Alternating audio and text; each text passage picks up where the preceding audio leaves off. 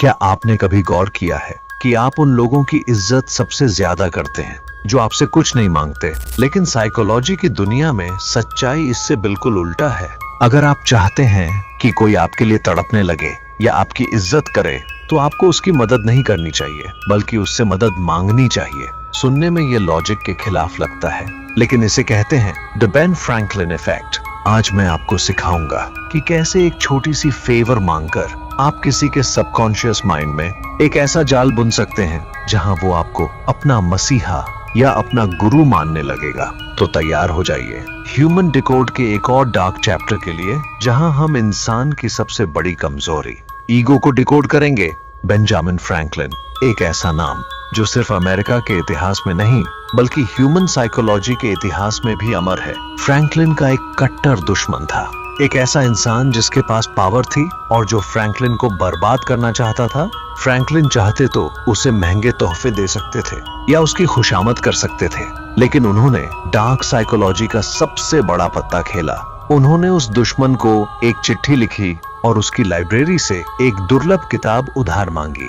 उस दुश्मन ने किताब भेज दी, तो कुछ दिनों बाद फ्रैंकलिन ने वो किताब एक शुक्रिया के नोट के साथ वापस की। नतीजा ये हुआ, अगली बार जब वो मिले तो वो दुश्मन खुद चलकर फ्रैंकलिन के पास आया और उनसे बड़ी इज्जत से बात की। यहाँ क्या हुआ, इसे कहते हैं कॉग्निटिव डिसोनेंस। उस दुश्मन के दिमाग में एक जंग छिड़ गई। उसके एक्शन ने कहा मैंने फ्रैंकलिन की मदद की, लेकिन उसकी नफरत ने कहा मैं उसे पसंद नहीं करता। दिमाग इस तनाव को झेल नहीं पाया और उसने अपनी नफरत को ही बदल दिया। उसने खुद को समझाया अगर मैंने इसकी मदद की है तो जरूर इसमें कुछ बात होगी, और देखते ही देखते नफरत डिवोशन में बदल गई।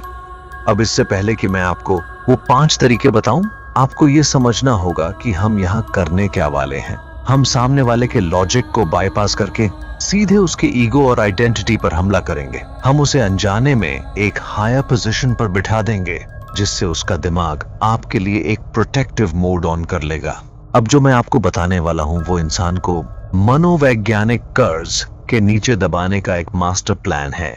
इन 5 स्टेप्स को ध्यान से सुनिए, क्योंकि यही वो चाबी है जिससे आप किसी के भी दिल का दरवाजा खोल सकते हैं।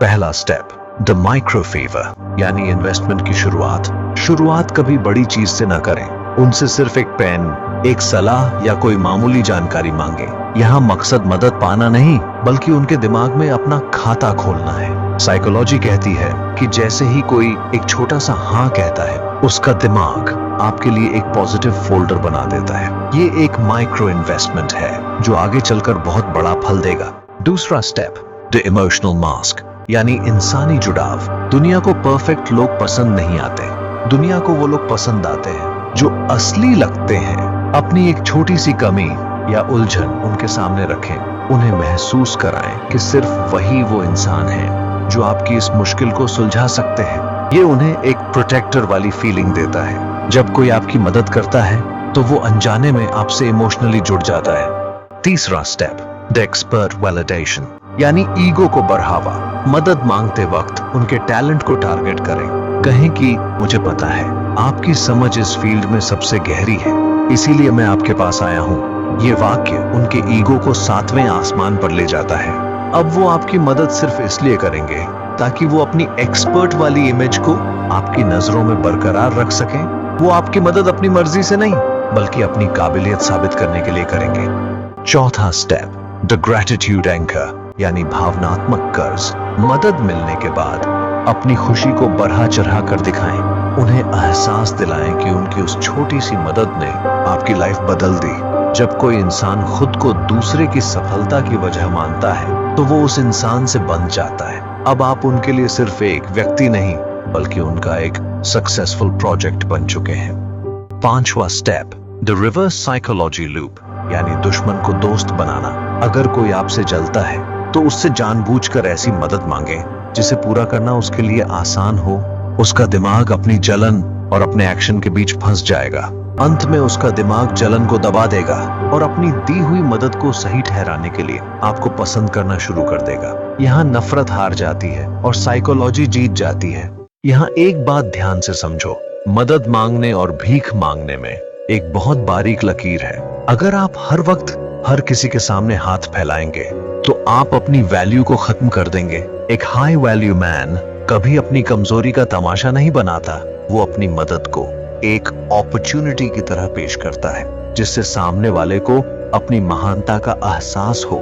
इसका इस्तेमाल सिर्फ कनेक्शन की नींव रखने के लिए करें। इंसान उस चीज की कद्र नहीं करता जो उसे आसानी से मिल गई हो, वो उसकी कद्र करता है जिसमें उसने अपना वक्त और एनर्जी इन्वेस्ट की हो।